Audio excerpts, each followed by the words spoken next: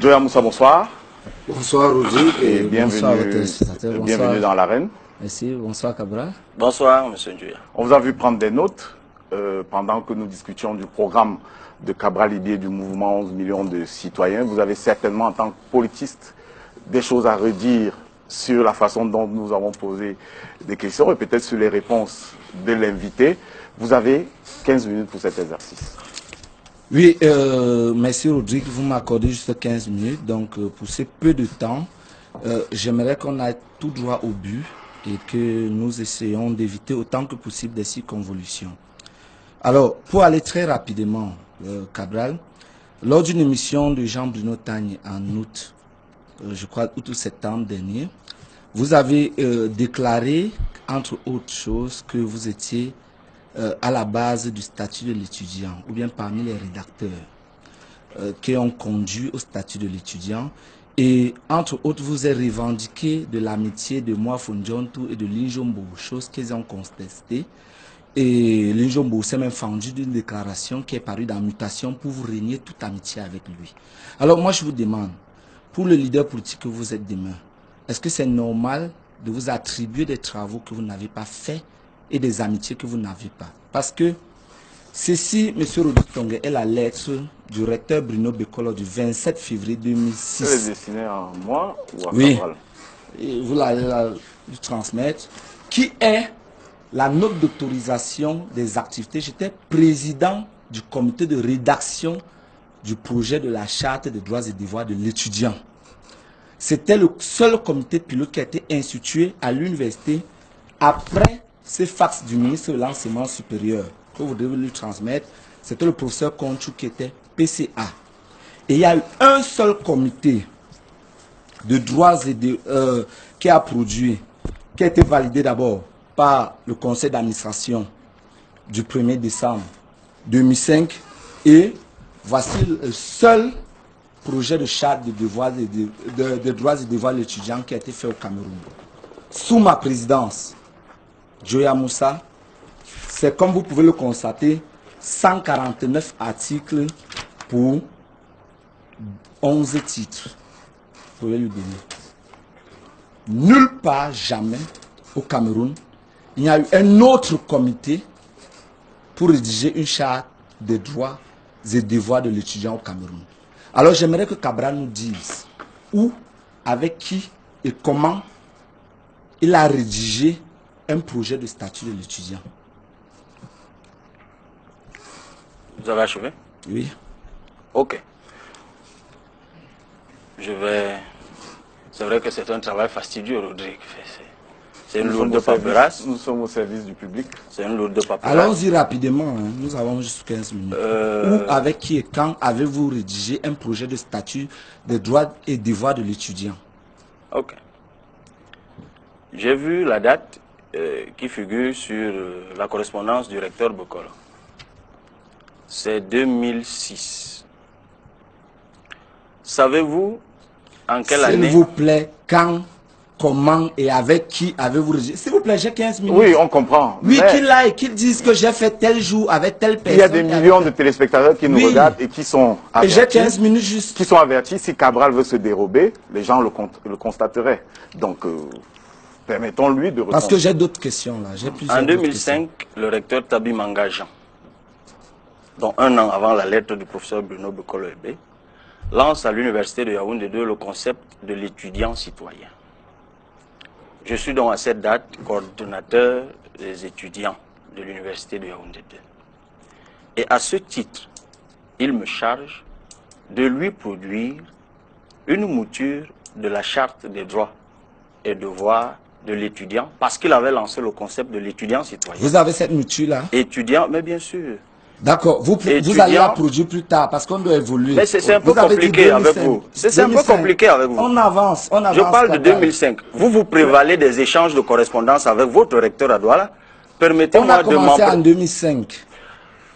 Et voilà la correspondance du ministre qu'il aurait pu lire.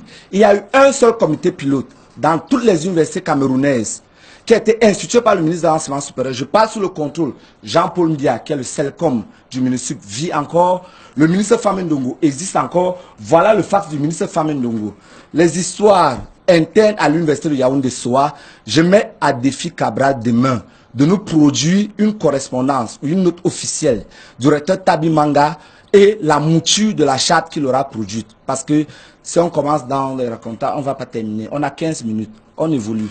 Alors, si vous permettez quand même, oui. Parce que quand vous pouvez noter simplement les questions pour lesquelles Joya Moussa ne souhaite pas de réponse. Vous aurez noté que M. Joya Moussa répondre se juste prévaut après d'un document signé un an après ce dont je me suis prévalu. Non, c'est 2005. Le document du ministre, c'est 2005. C'est septembre 2005. C'est ce que j'allais donc vous expliquer. En réalité, ce qui déclenche le document que vous recevez à Douala, c'est le travail que nous avons abattu à l'université. Vous aviez déjà un peu mouture. Parce que vous le savez très bien.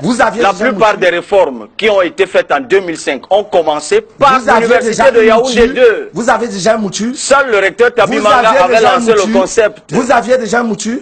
Vous avez un document. Je vous mets au défi de le produire un jour. Deuxième question. Quel est le rôle que vous avez joué exactement dans la grève de 2005? Pendant la grève de 2005?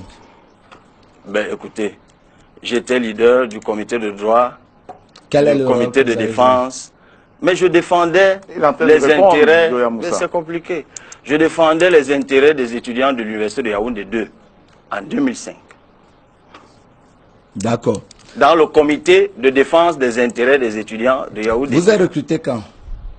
En 2009, à l'université. Avec Richard Macon? Non. Ils sont recrutés quand? Eux, ils sont recrutés, vous allez leur demander. Et puis l'opinion, vous veut bien savoir qui est Richard Macon. Oui, d'accord. Vous êtes bien informé, moi je vous réponds. On avance. Il y a une fois, parce qu'il faut sortir, j'ai plusieurs parties. Il y a une fois, vous avez déclaré que vous avez 2 licences en droit. C'est vrai? Ben oui. Comment vous faites pour avoir 2 licences en droit dans le même établissement et la même université? Ben, écoutez, il y a des gens qui ont 3 licences. Non, c'est interdit par la loi. Il est même interdit de recomposer une unité de valeur qu'on a déjà validée. Il est interdit d'avoir la même licence 2 fois dans la même institution et la même université. Rodi Tongde, vous êtes juriste quelque part quand même? Non, moi je ne suis pas juriste. Je suis juste curieux. Je suis juste curieux. Il est interdit au Cameroun d'avoir dans la même université, le même établissement, la même licence dans le même intitulé. Ok. Je me suis inscrit à l'université de Yaoundé 2, d'abord pour faire droit privé. J'ai d'abord fait des études de droit privé, jusqu'à la licence. Comme vous les avez faites à Douala avant de faire sciences politiques. À Yaoundé 2. Je n'ai pas fait sciences politiques à Douala. C'est ce qu'il a dit. Je voulais juste préciser que vous êtes l'un des rares juristes privatistes à avoir fait sciences politiques après. J'ai un master en droit des affaires. Droit privé des affaires. Je précise encore que vous êtes, et c'est tout à votre honneur, l'un des rares juristes, mais ce n'est pas interdit, qui a fait droit privé et qui miraculeusement fait par la suite sciences politiques. Non, vous ne comprenez rien du tout. Non, mais je ne veux pas une affaire personnelle entre Cabral et vous. S'il vous plaît, il faudrait éclairer l'opinion publique. Si vous permettez. Sur votre licence? D'accord, j'éclaire juste l'opinion. Mais c'est moi qui devais éclairer sur la mienne. S'il vous plaît. Oui. En droit, on a une licence à Douala, comme vous le savez, on a une licence en sciences juridiques et politiques. Rodrigue, vous étiez à Douala aussi. S'il vous plaît, j'ai eu une maîtrise en droit privé des affaires à Douala et je suis revenu avec ma licence en sciences juridiques et politiques. Quand même les gens de gestion et d'histoire faisaient maîtrise en sciences politiques, fait maîtrise en sciences politiques, puis 2A, plus une thèse. Donc, il faudrait qu'on se comprenne très bien. Qu'il nous explique comment, et c'est interdit par la loi, on peut avoir une maîtrise, une licence en droit, 2 licences en droit dans le même établissement et la même institution universitaire. C'est interdit par la loi. J'étais donc en train de vous dire que je salue l'intelligence de M. Njoya, qui est l'un des rares juristes privatistes, qui a une licence de droit privé, qui fait une maîtrise. Je n'ai pas une licence de droit privé, vous ne connaissez pas l'université de droit. Vous avez dit droit des affaires. Il n'y a pas une licence de droit privé à Douala. Vous avez dit droit des affaires. Non, j'ai une maîtrise en droit des affaires. Et le droit des affaires rentre dans le droit privé. S'il vous plaît, à Douala, on a une licence en sciences juridiques et politiques. Comprenez-moi bien, c'est en maîtrise que vous choisissez. On n'a pas de licence en droit privé à l'université de Douala. Et je suis très écœuré que quelqu'un qui veut être président de la République ne connaisse pas les curricula dans les universités. À Tchang, par exemple, à Douala, on délivre une licence en sciences juridiques et politiques et vous choisissez. Et à soi, il y a une licence en droit privé et une licence en droit public. Mais il vous est interdit. Donc c'est normal que... Non, vous ne pouvez pas faire licence. Puisque vous êtes titulaire d'une maîtrise en droit des affaires, qu'on pense que vous êtes titulaire d'une maîtrise en droit privé. Non, non, ne vous embrouillez pas. Je n'ai pas une licence en droit privé. J'ai une licence en sciences juridiques et politiques. D'accord. Mais revenons. Comment est-ce qu'il a fait alors que c'est interdit par la loi pour avoir 2 licences dans un... Vous aurez tous noté l'évolution entre licence en droit des affaires et licence en sciences juridiques et politiques. Mais il y a qu'à Douala que ça se fait justement. Ah, vous ne le savez pas. Je ne maîtrise pas l'université. Et il y a Tchang également. Peut-on avancer dans ce débat? Mais il y a quand même dans ce studio qu'on évolue de droit des affaires à sciences juridiques et politiques. Mais j'étais donc en train de vous dire que j'ai fait ma licence de droit privé. Et quand je l'ai achevé, je me suis rendu compte que ce n'était pas ma vocation. Parce qu'à l'université de Yaoundé 2, et qu'on permette donc, quand on vient de Douala, qu'on puisse prendre des notes comme on le faisait tout à l'heure quand on parle de soi, où on est venu que pour faire sciences politiques, à partir de la 2e année, vous choisissiez. Donc quand j'ai achevé, je suis donc revenu choisir droit public et j'ai fait mon cursus jusqu'aujourd'hui. D'accord. Les enseignants qui nous écoutent vont trancher. Voilà. Je reviens sur une autre chose. Vous avez dit tout à l'heure que vous soutenez les doctorats professionnels. Est-ce que vous savez que, voici le texte de loi, l'arrêté 99/081 du MINUSUP du 23 décembre 1999 qui organise le cycle doctoral au Cameroun et qui ne prévoit nullement le doctorat professionnel. Vous voulez être président de la République. Que ce soit le professeur Magloire Ondoa, que ce soit le professeur Minkwache, et plus encore au niveau de l'enseignement supérieur, le professeur Jacques Famendongo, ils ont reconnu qu'il y a juste un projet de loi qui est déposé au niveau de la primature pour entériner l'existence des doctorats professionnels. Quelqu'un qui veut être président de la République, est-ce qu'il est normal, parce que vous étiez l'un des défenseurs et des communicateurs du doctorat professionnel, vous l'avez encore défendu tout à l'heure, est-ce qu'il est normal de mettre sur pied des cycles professionnels qui n'ont aucune base juridique selon vous? Je peux répondre? Oui. Ok. Je peux comprendre que c'est lorsqu'on est président ou qu'on a vocation à être président que l'on sait qu'un pays ne se limite pas à ses frontières. Il peut appartenir aussi à un ensemble sous-régional et un ensemble régional. Et c'est pour ça que moi je sais que ce que vous ne savez pas, c'est que le 11 février 2005, il y a eu une directive CEMAC. Et cette directive CEMAC a donc institué le LMD. Et qu'en réalité, le texte qui est illégal, c'est celui qu'on doit réviser, celui que vous brandissez. On doit réviser. Vous êtes publiciste. Il y a ce qu'on appelle l'internalisation des textes. Est-ce que ce texte de la CEMAC a déjà été internalisé au Cameroun? Ok. Je peux continuer? Okay. Est-ce que ça a déjà été internalisé? Je disais donc que le processus d'incorporation de la directive CEMAC est en cours. Donc il n'y a pas de base juridique. Et que ce n'est pas parce qu'un texte ne prévoit pas une chose qu'il interdit la chose. Cool. Qu'il interdit la chose. Le texte que vous venez de brandir, oui. Et j'ai eu la chance de le lire à maintes reprises, c'est pour ça que je vous le renvoie, et que si vous lisez la note de présentation du doctorat professionnel, ce texte est cité, mais vous n'êtes pas allé jusque-là. Parce que nous sommes dans... Quel est le fondement juridique du doctorat professionnel? Le fondement juridique, c'est la directive CEMAC. Faux. Nous sommes dans le système... Faux. Nous sommes dans... Au plan national, il n'y a aucune base juridique. La raison pour laquelle il y a un projet de texte à la primature. Si la circulaire CEMAC résolvait le problème, on n'aurait pas un projet de texte à la primature. C'est clair, ça apparaît. Oui, c'est clair. Oui, mais, sinon, on n'aurait pas un projet de texte. La directive existe et c'est une... La directive existe, c'est une norme juridique. Non, s'il vous plaît, la directive est-elle une norme juridique? Rodi Tongué, il faut une mesure d'internalisation. Tout à fait, on est d'accord. La preuve pour laquelle il y a un texte à la primature qui n'a pas encore été signé. Tant que ce texte n'en est pas signé, le doctorat professionnel n'a aucune base légale. En tout cas, peut-être pour l'opinion, pour le public vraiment. Je suis obligé d'intervenir. Pour les téléspectateurs, je voudrais dire, pour ce doctorat, j'espère qu'on va refermer le chapitre. Non, mais parce que c'est un débat d'école. Si on ferme le chapitre, monsieur Tongué, je voulais restituer une information, simplement, Cabral. Quand vous avez écouté les embrouilles, s'il vous plaît, écoutez maintenant, je vais vous donner la parole tout de suite après. Je voudrais indiquer que le professeur Soso, qui est le président des institutions universitaires de la conférence des recteurs, oui, le président des institutions universitaires au Cameroun, a clairement dit que le doctorat professionnel n'était pas bienvenu au Cameroun. Il avait tous les recteurs devant lui, avait mis le ministre de l'enseignement supérieur un peu en minorité qui voulait faire passer cela. Il avait cité le doctorat professionnel comme étant un exemple ailleurs, mais les mécanismes n'étaient pas réunis. Les conditions n'étaient pas réunies pour un doctorat professionnel au Cameroun. Je voudrais que ce soit dit et qu'on débatte sur autre chose. Oui, mais monsieur Tonga, c'est quand même bizarre. Oui. J'espère que vous savez très bien que le recteur Soso, en lui disant, avait déjà institué des doctorats professionnels à Yaoundé. Attendez, ça c'est ce qu'il a dit. Mais on n'en sortira pas à Cabral. On n'en sortira pas. C'est compliqué avec vous. Oui. À moins que vous soyez complice de l'abrutissement général. Non. Je suis en train de vous simplement. Dire. Permettez-moi donc de vous dire que si ce que M. Ndiaye Moussa dit est vrai, ça veut dire que tout le système LMD qui est en vigueur au Cameroun depuis 2008 est illégal. Ça veut dire que toutes les licences professionnelles, tous les masters professionnels, parce que c'est sur le fondement de la directive CEMAC que toutes les universités se sont mises à jour sur le LMD. Et le LMD, c'est licence, master, mais c'est pas possible.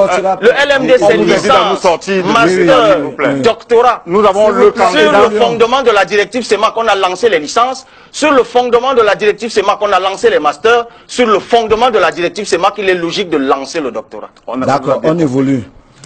Bon, vous déclarez être le candidat des jeunes. Et l'un de vos mérites, c'est d'être jeune. Et vous présentez d'abord comme ou bien on vous présente comme le Macron camerounais. Mais ce qui est bizarre, à chaque fois que les jeunes se sont retrouvés en difficulté, vous vous êtes retrouvés du côté des vieux. Je ne reviens pas sur les affaires de la grève de 2004-2005, que tout le monde connaît à Yaoundé 2. Mais en 2014, les leaders de la DEC, Tchale Barthélemy et Batum, sont arrêtés parce que le professeur Maurice Aurélien Soso, dont on parlait tout à l'heure, institue une somme spéciale de 5 000 francs pour la carte d'étudiant. Ces leaders de la DEC s'opposent. Ils sont arrêtés, enfermés, suspendus, l'un à l'école normale supérieure et l'autre à l'école nationale polytechnique de Yaoundé. Sur les antennes d'Amplitude FM, avec certains de vos amis, vous avez soutenu et dit que le recteur avait raison de les faire arrêter, enfermer et de les suspendre au nom de la police administrative. Deuxième fois, David Eboutou et Patrice Sapak sont arrêtés pour leurs histoires dans une chaîne concurrente ici. Et vous passez sur cette chaîne-là, alors que vous étiez consultant également sur cette chaîne comme eux, vous soutenez qu'on avait raison de les arrêter et qu'ils étaient coupables, vous faisiez confiance à la justice. Plus tard, ils sont déclarés non coupables pour les faits de falsification en écriture privée et tentative de chantage, escroquerie et bien d'autres. On a dû, pour les condamner, invoquer comme cela chantage par voie de... On ne va pas juger la justice. Bref, on ne juge pas la justice.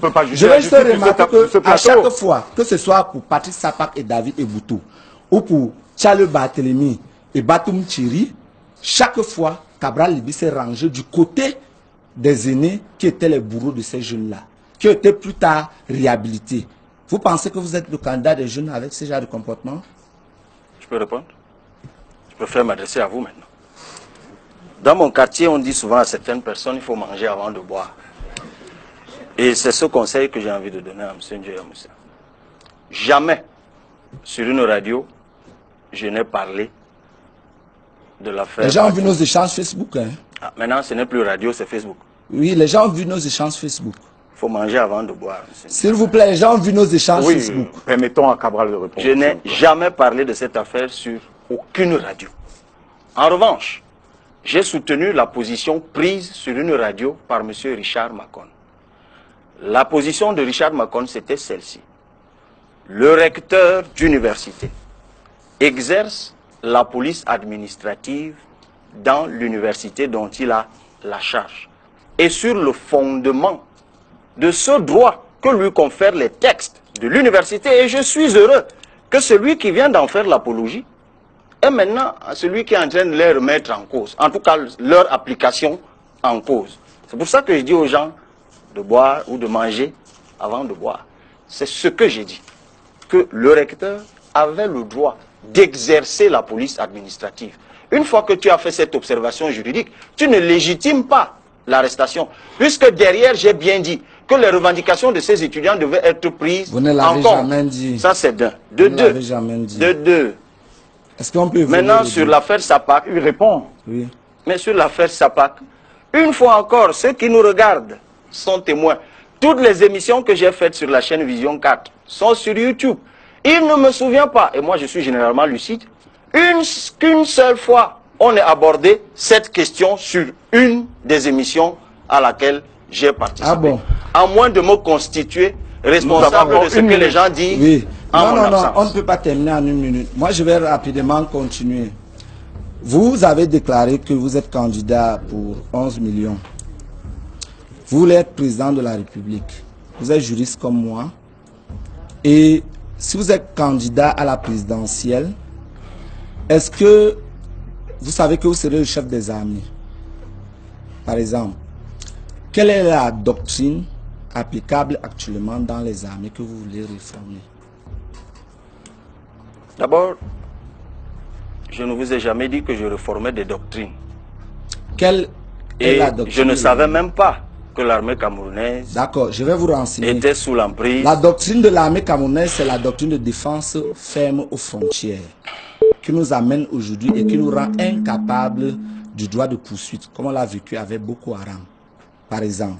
Le Nigeria a voulu le Nigeria, c'est ce qu'on appelle la Cameroun. doctrine ferme aux frontières. Je suppose que vous ne la connaissez pas. Passons, évoluons. Quelle est la doctrine en matière d'éducation, par exemple, que vous semblez connaître, que vous voulez réformer? D'abord, les questions de droit de poursuite ressortissent du champ du droit international dont je me provoque quelques petites expertises. Et ça n'a rien à voir Faux. avec l'armée. Rien à voir. Parce que le droit de poursuite extraterritorial. Le droit de poursuite ne profite pas qu'à l'armée. À la police aussi. Ça peut profiter aussi à la police. Il faut qu'on se comprenne. Tout à fait. Et d'ailleurs, en la matière, c'est plus la police que l'armée. J'espère que vous en saisissez bien la nuance. Monsieur Rudi Tongue, il faut qu'on se droit de comprenne. poursuite entre les profs, les profs définissent le droit de poursuite à notre petit niveau comme le droit de faire la police sur le territoire. En 1994, les militaires nous suivent. Les gens se prévalent de ce qu'ils ne font pas. Les militaires nous suivent. En 1994, dans le cadre de la guerre contre Bakassi, nous avons développé et déposé au niveau des Nations Unies un concept de défense nationale qui remplaçait celui de la défense populaire, qui est celui de la défense ferme aux frontières. Ça veut dire que le Cameroun s'interdit, sauf sous l'égide des Nations Unies, d'intervenir au-delà de ses frontières. C'est déposé aux Nations Unies. Monsieur l'internationaliste très lucide. Le Cameroun a même formulé la demande auprès le Nigeria a formulé la demande auprès du Cameroun sans avoir de succès. Oui. D'accord. Et le Cameroun s'est interdit de cela. Oui, Monsieur tout à fait. l'internationaliste très lucide. Alors, évoluons. Au niveau de l'éducation, la doctrine, c'est celui de la démocratisation. C'est pour ça que quand vous lisez, que ce soit la loi d'orientation de l'éducation nationale, que ce soit la loi d'orientation de l'enseignement supérieur, on dit l'État garantit l'accès de l'éducation à tous. Vous comprenez un peu. Et c'est ça qui cause la massification. Monsieur le candidat ne le connaît pas. Non. Au niveau de l'économie, je voudrais qu'il nous explique rapidement. Votre programme au niveau de l'économie, actuellement, je suppose, on fait les constats. C'est facile de dire que Douala n'a pas de route et on n'a pas de route. Est-ce que vous pouvez nous donner le trépied de l'économie camerounaise? Quels sont les 3 principes sur lesquels repose actuellement l'économie camerounaise et que vous voudrez critiquer? D'abord, je ne vous ai jamais dit que je critiquais les principes sur lesquels repose On sortira par là pour le duel. Repose l'économie camerounaise, dont ne me demandez pas de répondre à une chose que je n'ai pas dite. En revanche, sur l'éducation, je voudrais quand même rappeler qu'il n'y a pas un seul État au monde qui ne promeut pas l'éducation. Donc, si c'est une particularité de la doctrine camerounaise... Non, la démocratisation, il y a des États qui limitent l'éducation à un certain niveau par rapport à certains cas. Je veux juste dire, sur le plan de l'économie, le trépied de l'économie camerounaise, c'est quoi? Et vous voulez changer ça comment? On en sort. On sort par là, Mais vraiment. je ne vous ai jamais dit que je changeais les principes de l'économie. D'accord. Donc, ne me demandez pas de dire comment je vais faire une chose que je n'ai pas l'intention de faire. On va nous retirer l'antenne, on va poursuivre l'échange certainement sur notre page Facebook. Il ne pourra pas répondre dans tous les cas. Une seule question. Oui, j'enregistre votre question. Je demande juste que si demain, M. Cabral Libye est nommé par le président Biya, quelle sera sa réaction? J'enregistre la question, je vais la répercuter dans un instant. Merci Joya Moussa d'être passé par ici pour le duel. Malheureusement, nous allons devoir mettre un terme à l'émission parce que le temps s'en est allé sans qu'on s'en rende. Le temps s'en